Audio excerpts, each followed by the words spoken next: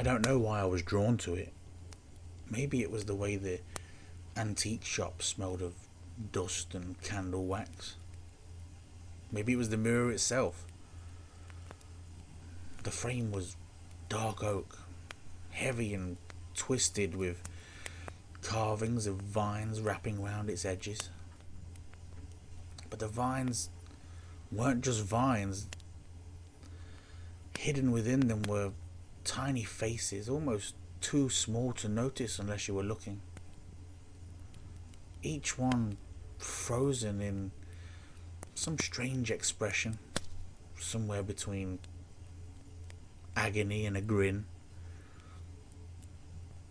The glass was slightly clouded, rippling like it had been warped with age. When I caught my reflection, it seemed delayed, like the image didn't move quite in sync with me. Still, it was beautiful. I bought it. I brushed my hand across the carvings as I carried it out of the shop. I swear the wood felt cold under my fingertips. Beautiful mirror though. My girlfriend had been telling me we needed a mirror for ages. I was quite proud of my purchase and hung it immediately on the wall in the living room. She loved it. She admired the carvings, said it gave the room character. I'd catch her glancing at it every now and then as she passed by, smiling at the way the light danced across the glass. But as the days went on, I noticed her staring at it longer and longer. Not just glancing, standing still, watching the glass like she was waiting for something. At first, I laughed it off, teased her for being vain, but there was nothing playful in her expression. When I caught her eyes weren't admiring, they were locked, focused, almost like the mirror was pulling her in. Every time I walked past, I felt a chill. The room felt heavier with it there. The air felt thick. I couldn't explain it, but there was just a feeling that something wasn't quite right with it. My unease grew as I noticed more changes. I'd wake up in the night to find her gone from bed. Every time she was downstairs standing in front of the mirror, motionless, eyes vacant. I tried calling her name and sometimes she'd blink, startled, as if she didn't realise she'd been standing there at all. Other nights though, it was worse. One night, I opened my eyes to find her not downstairs but at the foot of the bed, just staring at me, still as stone. My throat went so dry, I whispered her name, then louder and louder still, resorting to shaking her by her shoulders in the end. It took nearly 5 minutes for her to snap out of it. When she did, she looked at me like I was the one behaving strangely. She didn't remember leaving the bed, didn't remember anything. I started to feel like I was living with somebody else.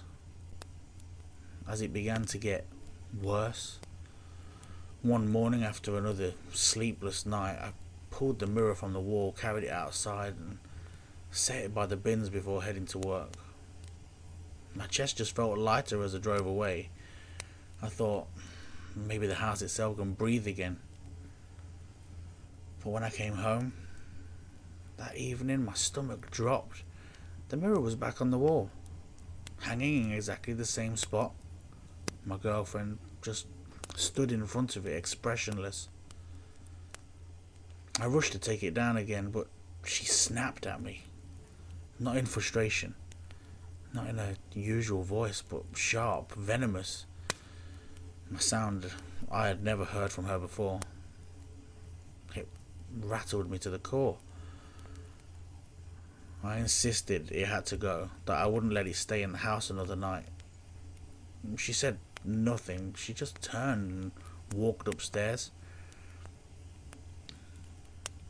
Soon after, I heard a voice through the ceiling, soft, muttering, talking to herself.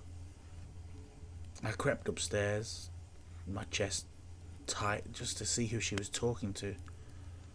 But when I opened the door, she was in bed, asleep.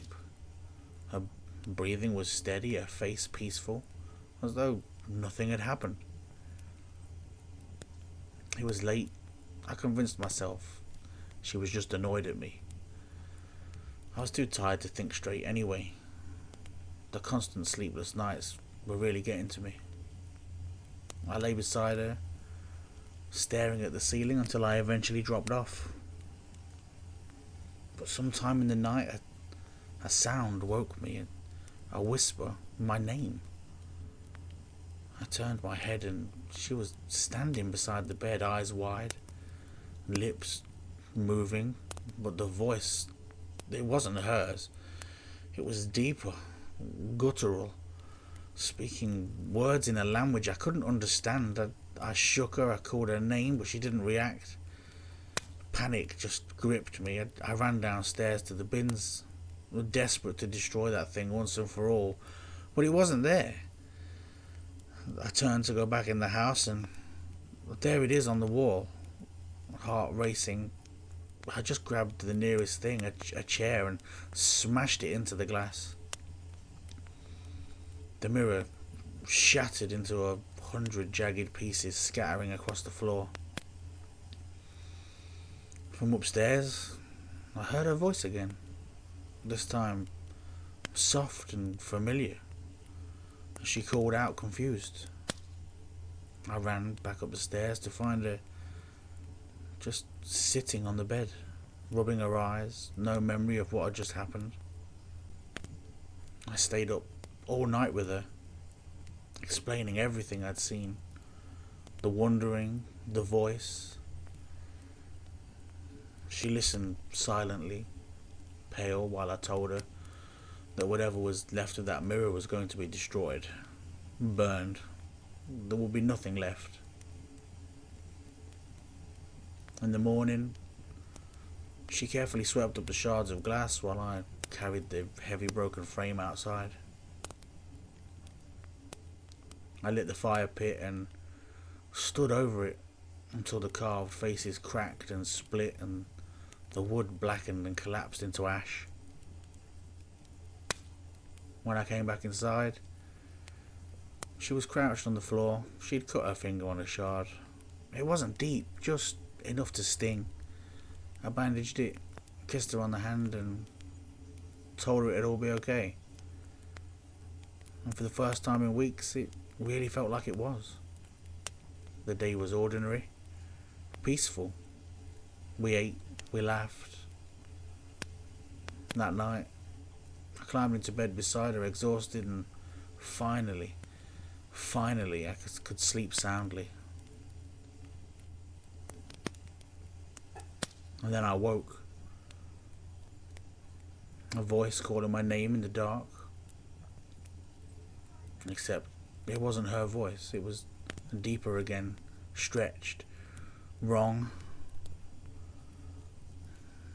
I turned toward her, and she's sitting upright, staring at me in the shadows. Her lips moved, but the voice that filled the room was not my girlfriend's. And it was still calling my name.